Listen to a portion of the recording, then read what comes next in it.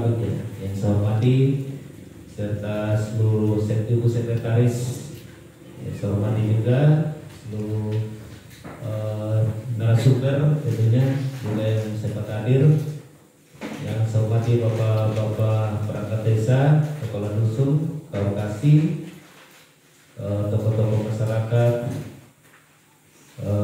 singkatnya kita semua yang hadir pada pagi hari ini.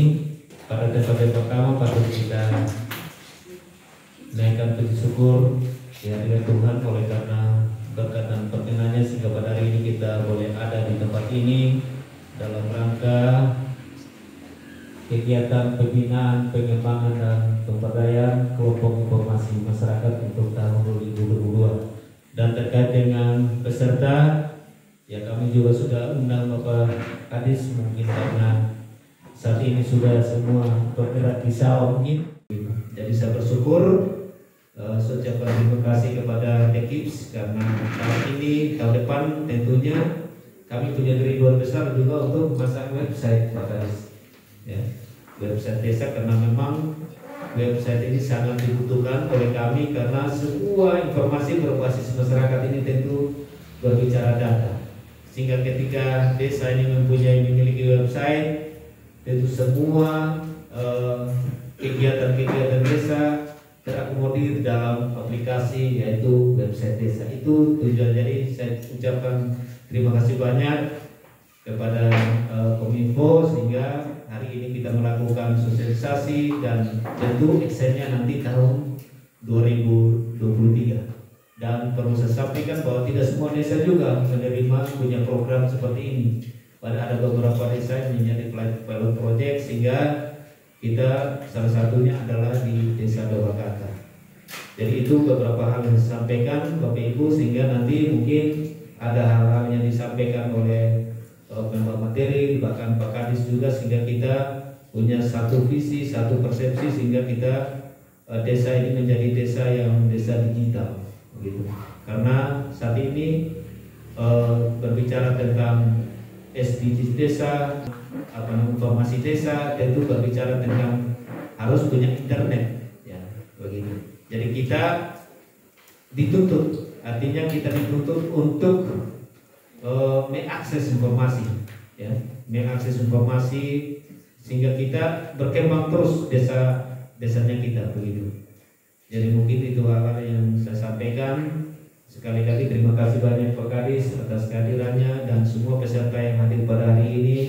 Saya ucapkan terima kasih banyak atas waktunya, luangkan waktunya untuk hadir bersama-sama di kegiatan pembinaan, pengembangan dan pemberdayaan kelompok informasi masyarakat tahun 2022. Sekretaris Dinas Kegiatan saya hormati Ibu Kabit Komunikasi dan Informatika di Dinas Kegiatan saya hormati teman-teman semua yang hadir dari kabupaten maupun Bapak Ibu dari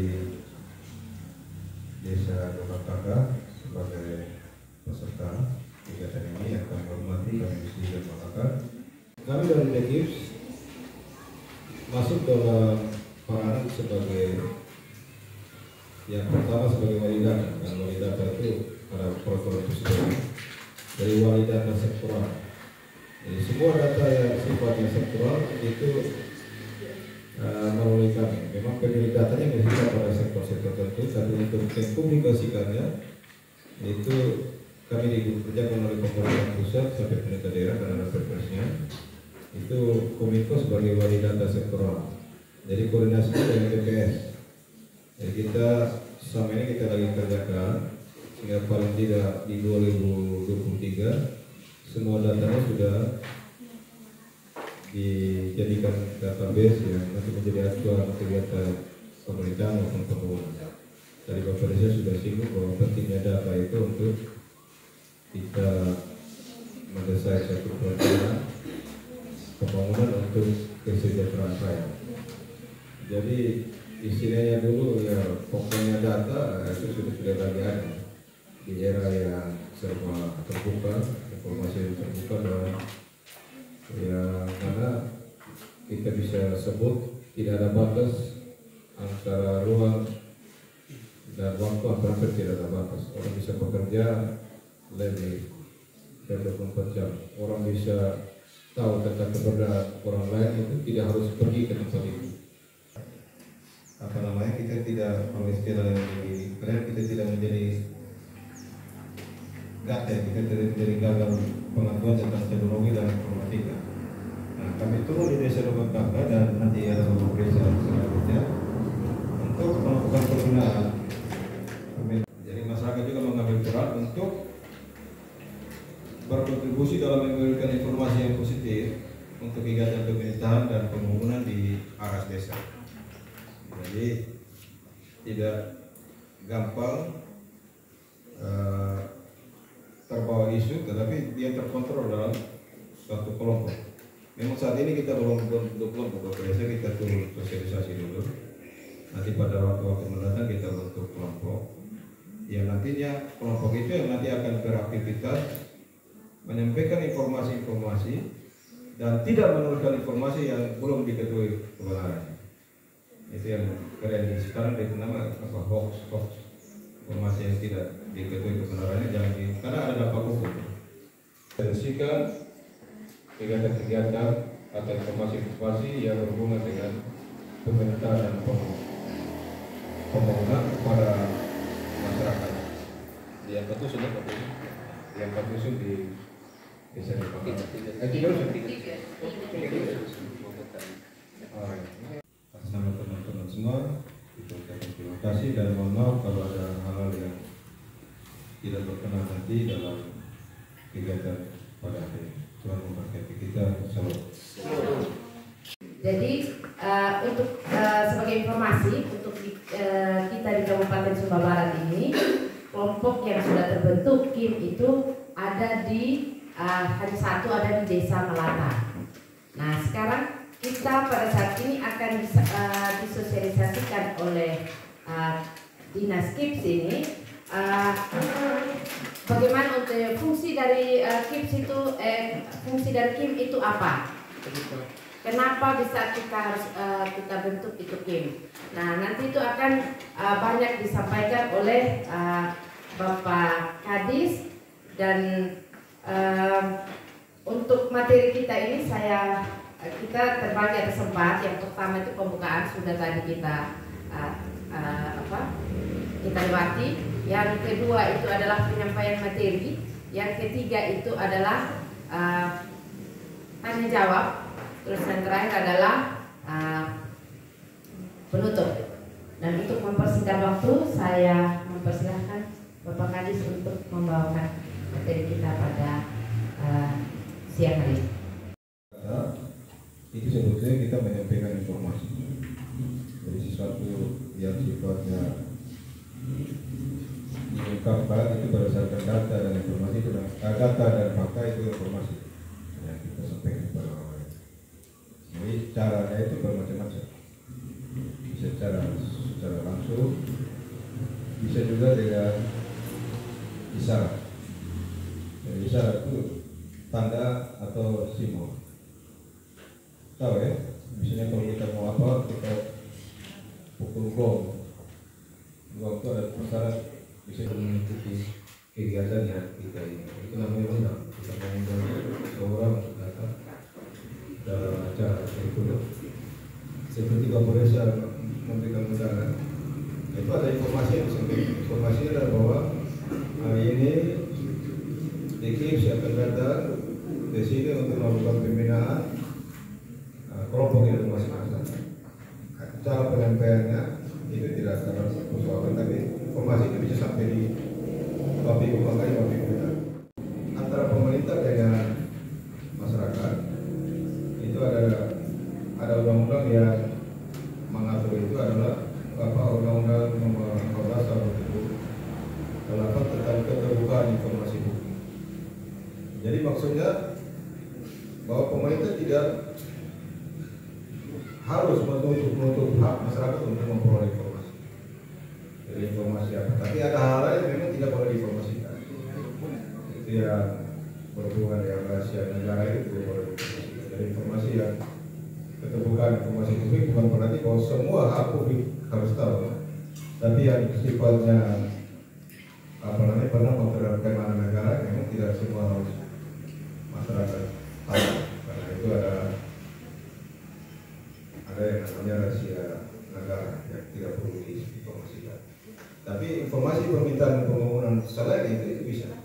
Nah itu hak masyarakat untuk memperoleh. Nah yang berikut apa namanya, supaya terorganisir secara bagus, maka itu harus ada kelompok yang bisa menyampaikan informasi yang berada di atas masyarakat. Itu dari atas masyarakat, makanya namanya kelompok informasi untuk menerima dan menyampaikan informasi. Artinya bahwa masyarakat punya kontribusi dan juga berperan sebagai penyampai informasi. Oleh bahasa yang keren namanya distribusi informasi. Penyampai informasi dari masyarakat kepada masyarakat dan juga dari masyarakat kepada pemerintah. Jadi makanya itu tugas utama daripada nanti kelompok informasi yang nanti kita bentuk itu adalah menerima informasi dan menyampaikan informasi kepada masyarakat lain dalam konteks membantu pemerintah desa atau bapak untuk menyampaikan informasi dan komunikasi baik antara kelompok itu sendiri maupun antara kelompok itu dan orang-orang di luar kelompok dan juga antara kelompok dan pemerintah desa. Yang legal, PDSA itu dia tidak perlu ada kabupaten karena ini di aras desa, maka hanya dibutuhkan surat keputusan kepala desa. Yaitu keputusan kepala desa tentang pengurus kelompok dan informasi masyarakat. Yang bisa kita Bapak Dusun silakan. Kalau bisa Bapak sebut nama Bapak. Bisa berdiri. Katanya yang diberikan kepada saya, yang pertama tentang kelompok informasi yang saya perlu utamakan karena di dalam kelompok informasi kami belum paham betul tujuan daripada kelompok informasi. Tadi memang sudah dijelaskan secara ungkapan bahasa, tapi namun tidak semua menanggapi yang tujuannya dari apa yang dijelaskan oleh Pak. Yang saya minta, kalau memang kelompok informasi dia berkelanjutan, pertama mungkin buku pintar, sehingga kami turun di lapangan sesuai dengan informasi yang kami sampaikan di warganya kami, sehingga ada tanggapan-tanggapan itu kami bisa pedomani dengan buku pintar itu satu. Lalu yang kedua, tadi Pak Sur bilang bisa kita informasikan secara apa macam pora, itu lakunya pora seperti apa atau tanam pora seperti apa,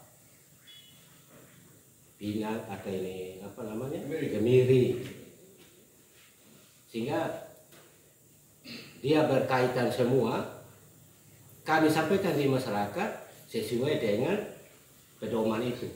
Mungkin itu dulu kurang lebihnya saya. Jadi sebetulnya kelompok tim ini dia tugasnya membantu pemerintah untuk menjadi penyampai informasi dan penerima informasi dan penyampai informasi kepada masyarakat yang bermanfaat.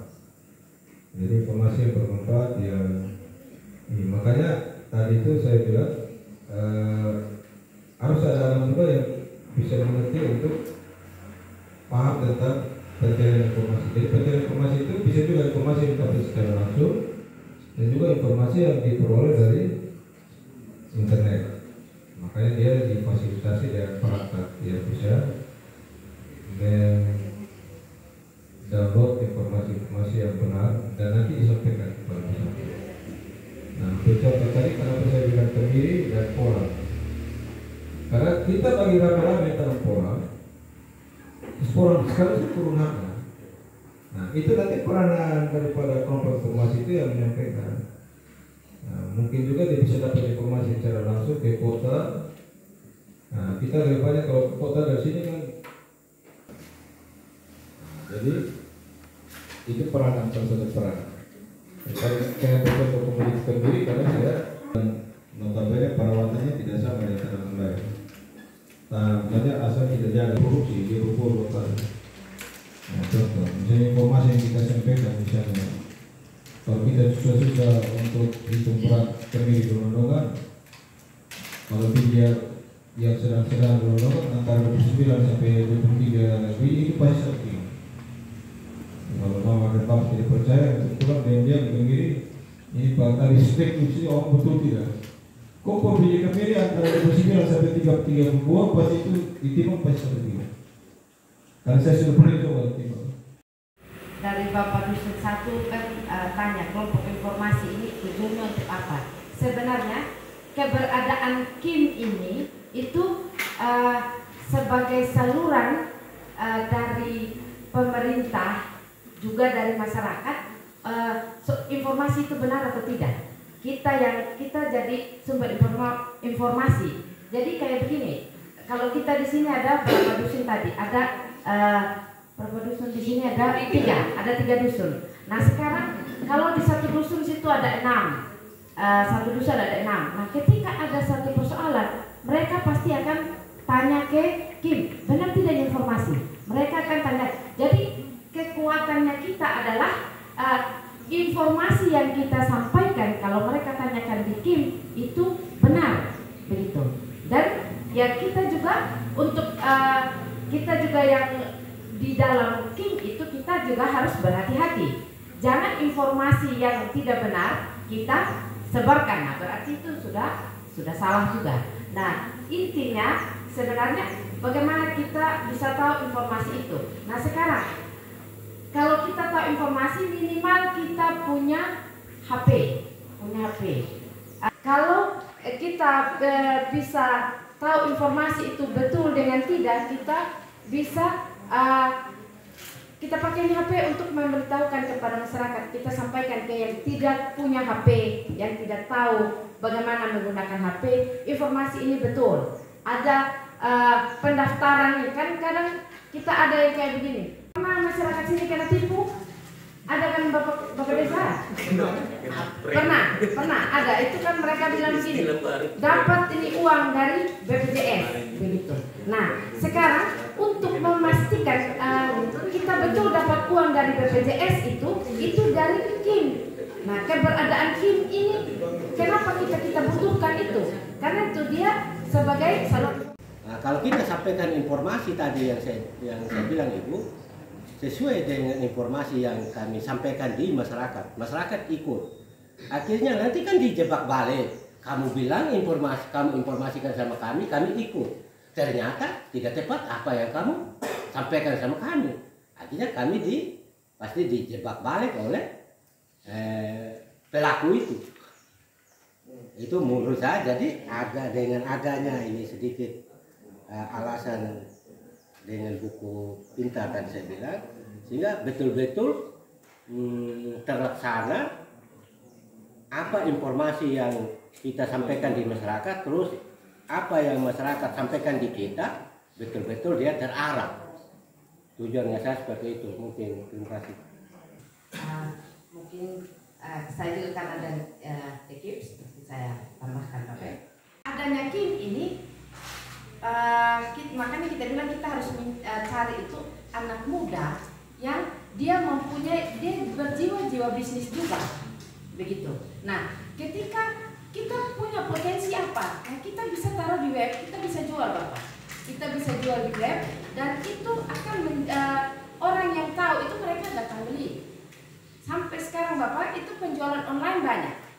Anak orang kita bilang saya mau beli sepatu, mau beli apa. Kalau orang yang tidak tahu, dia pergi sudah langsung di pasar, beli sudah, harga mahal, kualitas tidak bagus. Tapi kalau dia bisa pakai di web Bapak, dia jual yang orang jual online itu, dia akan dapat harga murah dan kualitasnya lebih bagus. Jadi di sini kita bisa lihat potensi yang kita punya itu kita bisa jual, begitu. Ibu Sekretaris selaku moderator dan Bapak Kepala Desa yang telah menyediakan waktu dan tempat bagi kegiatan kami atas nama panitia mengucapkan terima kasih.